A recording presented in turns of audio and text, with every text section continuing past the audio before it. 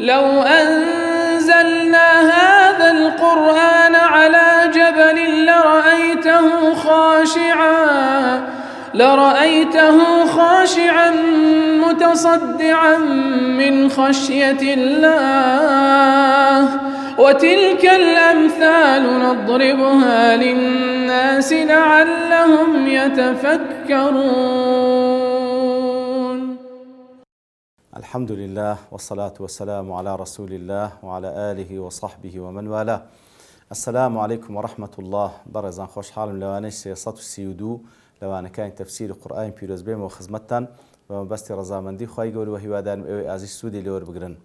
أعوذ بالله من الشيطان الرجيم. بسم الله الرحمن الرحيم. واعبدوا الله ولا تشركوا به شيئا وبالوالدين إحسانا وبذي القربى واليتامى والمساكين والجار ذي القربى والجار الجنب والصاحب بالجنب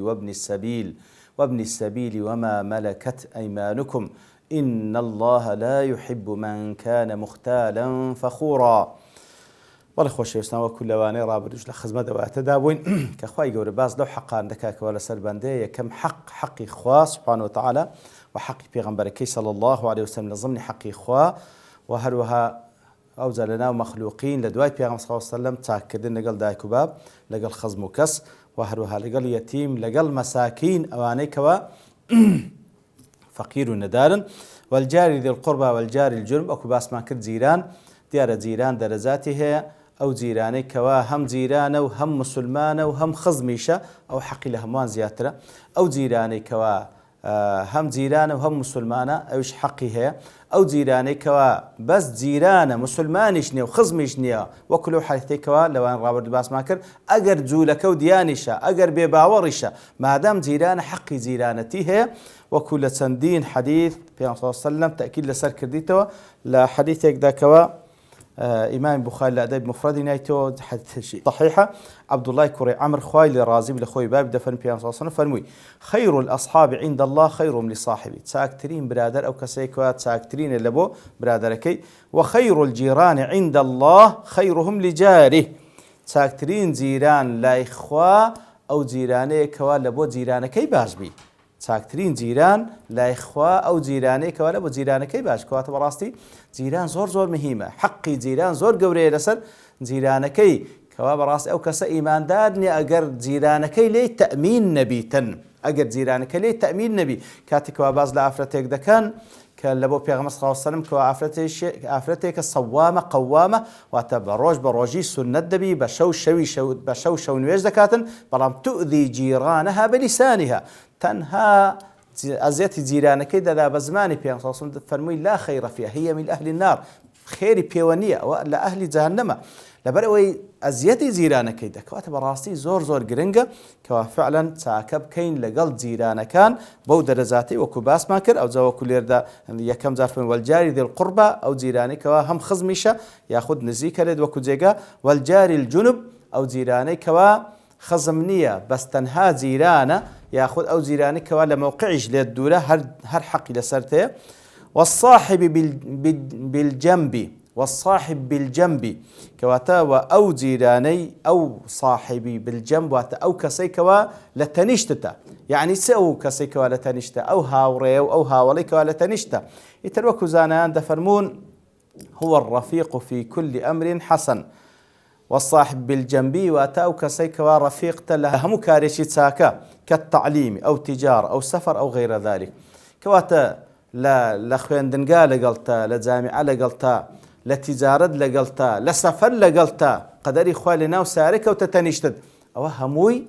حقي لسرتيك واتا أو كسيك ورفاقة الدكاتن لا إيجدا لوظيفة دا لخوين دندا لسفر دا أو حقي لسرتيك هندج لزانان دا والصاحب بالجنبية كم كس ما بستي خيزانة لبروي أو يان فعلا أو صاحبيك لتنشتتا كوا فعلا وكجنو ميردك كواتا أو شهر ريتي دتسي بوشوي مفسرين باسان كده كواتا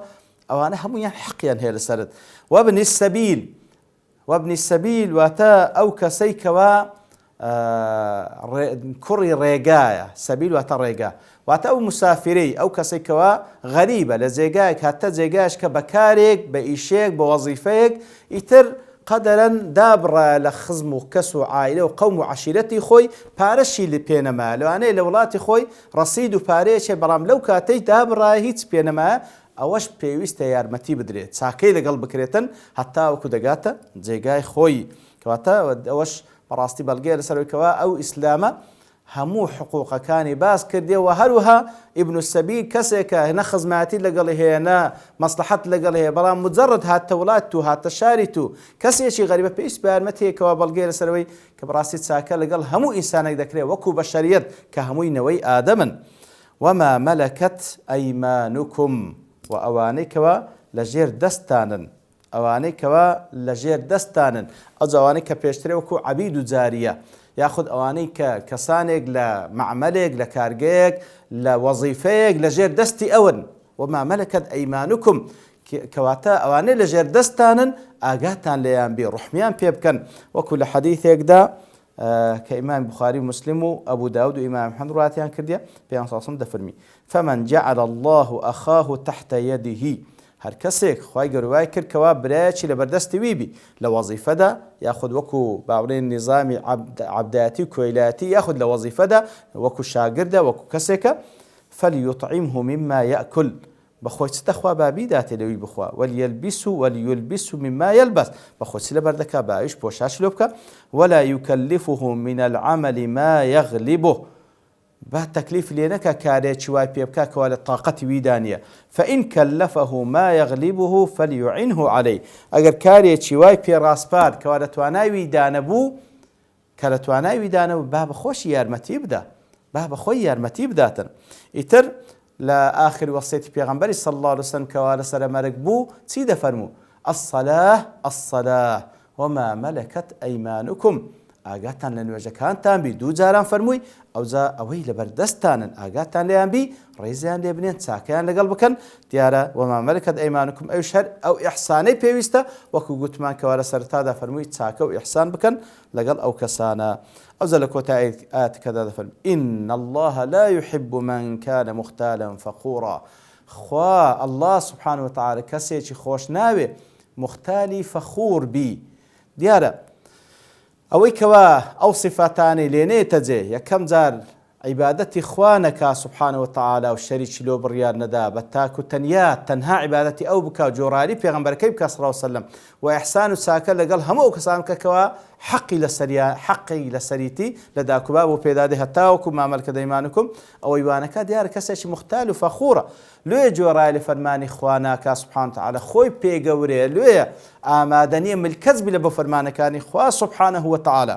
ئەوجا خوای گەورەش کەسێکی خۆش ناوێکەوە مختالی فەخور بی پێش هەموو شتێکەوەتە لێرەدا ئیثباتی محەبەت دەکات لە بۆ خوای گەورە سبحانه وتعالى لەبەرەوەی مەفهومی ئاەتەکە ئەوەی مختالی فەخور نەبی خوا خۆشی دەوێ خوای گەورە مقسیتی خۆش دەوێت چاکەکاری خۆش دەوێت متەواضعی خۆش دەوێت کەسی محسین و چاکەکار و ئیلە ئاخری لەو سپەتانی کە خوای گەورە خۆشی دەوێت بەڵام ئەو کەسەی خۆش ناوێکەوە مختالی فەخور بی مختالی فەخور چییە مختال ئەو کەسەیەکەوە فەخر و شانازیەک بەخۆی دەکاتن لە سلوک و بەکردەوەکانی فەخور ئەو کەسێکەوە بە قسە فەخر و شانازی دەکا بخۆی کەواتە ئەو کەسێکەوە فەخر و شانازی دەکا هەم یان بەکردە و تەسەڕفاتەکانی یان ئەوە تا فەخوریش ئەو کەسێکەوە فەخر و شاناز دەکا بە قسە خۆی مەدەح دەکا وەسفی خۆی دەکاتن وەکو زانایان دەفەرمون مختال هو المتكبر المعجب بنفسه مختال ئەو کەسێکەوە متكبرە لە هەڵس و کەوتی معجبة بخوي سمي بذلك لأنه يتخيل نفسه من السجايا والصفات والأفعال ما ليس فيه لو يقول مختال لبروي أو تخيلي وذاك خيالي وذاك عندك صفات لبو خوي بالرياض ذاك أصلا تيدانية فيستعلي على الناس ولا يلتفت لهم خوي بقورة ظن كواتا مختال أو كسي كوا تخيلي عندك صفات ذاك كوا أصلا تيدانية يتربهوي تكبر لسر خالتي لدك واتم مختار أو كسيكوا بهالسكوت تكبر لده فخور هو الشديد الفخر بما يقول أو يفعل أو كسيكوا زور فخر بخودك بو كردواني كديكا ياخد ديلي المكثر من ذكر مزاياه ومناقب والمحب لأن يحمد بما لم يفعل كواتا أو كسيكوا زور باسي مدحي خويدك حظك خالتي سباسي بكان بشتك تيدانية يترخواي يقول أو كسي خوجنا مختال ئەو کەسەی کەوا تەکەبور لێتدا بە فعل و بەکردەوەکان و بە ڕۆیشتن و بە هەڵسوکەوتی فەخۆر ئەو کەسێک کە لە دانیشتن و لە قسەکردنی خۆیدا زۆر مەدحی خۆی دەکا و بەو شێوەی زۆر بە سەرخۆیدا هەڵدەرێتن وەکو فەخر و شانازی لەسەر خەڵکی لێ دەدا. خوای گەورە ئەو کەسەی خۆش ناوێ. إن الله لا يحب من كان مختالا فخورا. دیارە بەڕاستی عکسی ئەوەی خۆش دەوێ وەکو باسمان کرد خوای گەورە کەسی متەواضعی خۆش دەوێ. طبعا هەر چاکەیە کە ئەتوو بیکەی ئەوە لە فەزلی خوایە پێویستە شکرانەی لەسەر بکەی کە خوا مۆفەقی کردی ئەو چاکەی بکەی. عکسی ئەوە کەسێکەوە مختالی فەخۆرە فەخر و شانازی و تەکەبوڕەچی هەیە پێی وایە گەیشتە مستەوایەک پێویستی بە هیچ نییە لێە تەقسیری لە عامەلی ساڵح دەکا و هەروەها کەسێکە ئیستغنا لە خوا دەکا والعیاذ بالله و لە قەدەر ئەوەشکەوە کەسێک تەکەبوری هەبی خۆی پێ گەورەبی لەسەر خەڵکی خوای گەورە ڕیسوای دەکا هەم لە دنیا و هەم لە قیامەت خوا پەنامامدا ئیتر خوای گەورە ئەو کەسەی خۆش ناوی کەسی متەواضعی خۆش دەوێت. جا خوای گەورە وەصفیان دەکا مختال فخور الذين يبخلون ويأمرون الناس بالبخل. خوای گەورە باسییان دەکاتن ئایا هەر ئەوانە نەکەوە مختال فەخۆرن کەوا یەبخەلون وەیەمرون الناس بالبخل یاخود ئەوانەش لەگەڵ مختال فەخور لەگەڵ ئەو کەسانن کەوا خوای گەورە خۆشیانی ناوێ. لسبب نزول أو آتي وكزانان دفرمون أن جماعة من اليهود كانوا يأتون رجالا من الأنصار كوماليق لا جولك دهاتنا لايب كسانش أنصاري فيقولون لهم لا تنفقوا أموالكم فإنا نخشى عليكم الفقر في ذهابها. مالتان ما بخشن لبينا يا إخوة لبرو اللوي دستين أنجو توش فقيري بين سبحان الله وكنا صحة كارك ولا تسارعوا في النفقة فإنكم لا تدرون ما يكون هند بفلا ما بن لبخشين تكون نازان دواتر تسيد قومية. فأنزل الله تعالى الذين يبخلون حتى وكو كوتاي تك وقيل نزلت في الذين كتموا صفة النبي صلى الله عليه وسلم وبخلوا بحق الله عليهم وهم أعداء الله تعالى من أهل الكتاب. كواتا قلت راشا لسر أوكسان دابزي كوا صفتي بيغمبري عند الشارد صلى الله عليه وسلم كوا لبوان لتوراة والإنجيل باسكرة أوان أو حقي عند الشارد. بهالحال العبرة بعموم اللفظ لا بخصوص السبب بلام كسبب نزول كي بازكين لبوي كوازيات تيبقين إتر أواني كخواي قر خوش يعني مختلف فخورة وأو كسانك ويبخلون بخيلي دكن بخيلي رزيلي دكن بخيلي تيا واتا بخيلي كردنو نبخشيني همو أوشتاني كبيوست ببخشره نبخشيني همو أوشتاني كبيوست ببخشره كواتا بخيل أو كسيا کە بابڵێن چاوچنۆکە ماڵی نابەخشی کە پێویستە ببەخشی لە بۆ خۆی لە بۆ ماڵ و منداڵ و لە بۆ دەوروبەری کە نابەخشی ئەوەی کە پێویستە ببەخشرێ وان کە دەڵێن پێویستە ببەخشرێ معنای ئەوە نییە مەقسەدمان ئیسراف بکەنە وكان بين ذلك قوامة وكل سورة الرحمن دفرميتن كواتا سورة الفرقان كواتا بيويست إنسان ندس بلاو ببوشي وكل سورة إسراء لسندي زيقات كشخواي قروس في كرديا أو ندس بلاو بيتن كوالا رادة بدر بيتنو هيس لو خوي نهلي توا أو ندس بقريج بي بهش لواجبش صرفي نكا كواتا بيويستا بخيل نبي لمال دا بيش هموشتك بۆی کەوا لە بۆ خۆت و لە ماڵ و منداڵت ئەوەی کەوا نەفەقان لەسەر تۆ و هەروە لە بۆ دەور و بەریشت کە پێویستیان بە تۆ پێویستە ببەخشی و ئەو حەقی کە خوای گەورە لەسەر پێش هەموو شتێک ئەگەر زەکات لەسەر پێویستە ببەخشی ئەو سەدەقات پێویستە ببەخشی ئەوەی لە توانای خۆتە کەواتە الذين يبخلون ويأمرون الناس بالبخل کەواتە پێویستە یەکەم جار بەخیلی بە ماڵ نەکەی بەخیلی بە جاه و مەکانەت نەکەی کەواتە تو جاه و مەکانەتت هەیە قسەت دەڕوا لە هەندە جێگان خەڵک داوار لێ دەکاتن فڵانشتمان لێ بکە بەخیلی پێمەکە ئەگەر ئەوش دەکاتن هەر بەخیلی و هەروها چەندین شێوازی تری بەخیلی کردن بە عیلم کەسێک عیلمێکی پێیە ئەو عیلمەی بەخیلی پێ دەکا و نای بەخشی لە پێ ناوی خوا بڵاوی ناکاتەوە خیبرەتی پێ لە کار و کردەوەیەک نای بەخشی ئەوان هەمووی بەخیلیە ئەوە صفەتی ئەو کەسان کە خوا خۆشیانی ناوێ الذين يبخلون ويأمرون الناس بالبخل نەکەر بەخۆی بەخیلی دەکا فەرمان بە خەڵکیش دەکا بەخیلی بکە وەکو لە سەبەب نزولەکە باسمان کرد کەسانێک جوولەکە داهاتنە لای ئەنساریەکان و دەیانگوت ئەوەندەی مەبەخشن دوایە ڕۆژگارێکتانە پێشە چێ دەڵێ پێویستتان پێ دەبی ئیتر سبحان الله عنی بەخیل هەر ئەوەندە نییەکەوە بەخۆی بەخیلە بەڵکو پێی ناخۆشە خەڵکی دیکەش ببەخشی پێی ناخۆشە خەڵکی دیکەش ببەخشی ئیتر یەبخەلون وەیەأمرون الناس بالبخل بەخۆی نابەخشی و خەڵکی دیکەش پێی ناخۆش ببەخشی ئەوزە لە مالی لە عیلمی لە جاه و مەکانەتی حەزی لێ نییە کەس ببەخشی ويكتمون ما آتاهم الله من فضله و هەروها ئەو شتەی کە وەکو فەزلی خوا پێیان بەخشرا ئەوان دەی شارنەوە لەو ماڵی کە خوا پێیانی بەخشێ لە زیاتی ئەوەی کەوا سەرفیکەن لە خۆیان و لە ماڵ و منداڵیان لە حەق و لە پێویستی و لە پێداویستی ڕۆژانە و پێداویستە ضروریەکانیان ئەو دەستی دەی شاریتەوە تاوەکو خەڵک وا تێبگا ئەو کەسە نەدارە مع العلم خوا فەزلی لەگەڵ کردێ کە خوای گەورە فەزل لەگەر کەسێک کرد وەکو لە حەدیث پێغەمبەر صلی الله علیه وسلم خوای گەورە پێی خۆش ئەو نیعمەتت لەسەر بە دیار بکەی بەڵام بەبێ ئیسرافکردن بەبێ تەکەببر لێدان وەکو فەزلێکی خوای گەورە ئەو جەگەر ماڵێکە بە دیاری بێخەو لە قەدەر ئەوەی کەوا تەکەببر لەسەر فەقیران نەدەی و حەقی خوای گەورەی لێدەر بکەی و شتێکی وانەبی کەوا ببیتە مایەی ڕیایی و مایەی خۆبەزلزانی وارەوە عیلمەی کە پێتە بیبەخشە مەیشارەوە ئیتر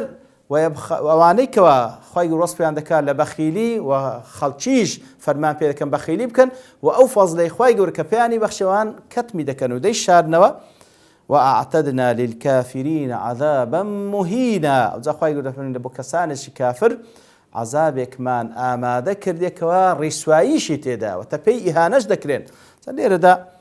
ئەو سیفەتانی کەوا لە پێشەوە باس کرا مختالی فەخور وەکو وتم ئەو کەسە شانازی دەکا و تەکەببر لێدە مەدحی خۆی دەکا ئەو کەسەی بەخیلی دەکا و خەڵکیش فەرمان پێ دەکا کەوا بەخیلی بکەن و ئەو فەزلەی خوای گەورە کە پێیان بەخشرا ئەوان دەی شارنەوە ئەوە صفاتی کافرانە لۆیە خوای گەورە دەفەرمی وأعتدنا للكافرين عذابا مهينا ئەمە لە بۆ کافران عذابێکمان ئامادە کردکەوە ڕیسوایی تێدا کەواتە لێرەدا ناکرێ بڵێن هەر کەسێک بەخیل بێ ئەوە کافرە یان هەر کەسێک تەکەببوری هەبێ ئەوە کافر نەخێر بەڵام ئەوە صفاتی ئەهلی کوفرە تێیدایە صفاتی ئەهلی کوفرە تێیدایە کەواتە لێرەدا ئەو دوو قسەیە لێک جیاوازە ناگوترێ بڵێن هەموو بەخیلێک کافرە نە بەڵام هەموو کافرێک ئەوەی کە کافر بێ ئەو صفاتانەی تێدایە ئەوە صفاتی ئەهلی کوفرە پێویستە ئەهلی ئیمان خۆیان لێ بپارێزن لە بۆ کەسی کافریش ئەوانەی کەوا نیعمەتەکانی خوا دەشاردنەوە ئەوانەی کەوا ئینکاری دەکەن و شوکرانەی لەسەر ناکەن خوای گەورە عەزابەکی بە ئێش و ئازاری ئامادە کردێەوە ئیهانەکردنیشی تێدا خوا پەنامان بدا لەو خوای گەورە دەپاڕێن لەو کەسانە بین کەوا صفاتی ئەهلی ئیمان و ئەهلی ئیسلامان لێ بێتە جێ بمان پارێز لە هەموو صفاتێکی کوفر و نیفاق و هەموو ئەو صفەتانەی كخوا خوشي ناوين وصلى الله وسلم على نبينا محمد وعلى آله وصحبه أجمعين وآخر دعوانا أن الحمد لله رب العالمين. لو أنزلنا هذا القرآن على جبل لرأيته خاشعا متصدعا من خشية الله وتلك الأمثال نضربها للناس لعلهم يتفكرون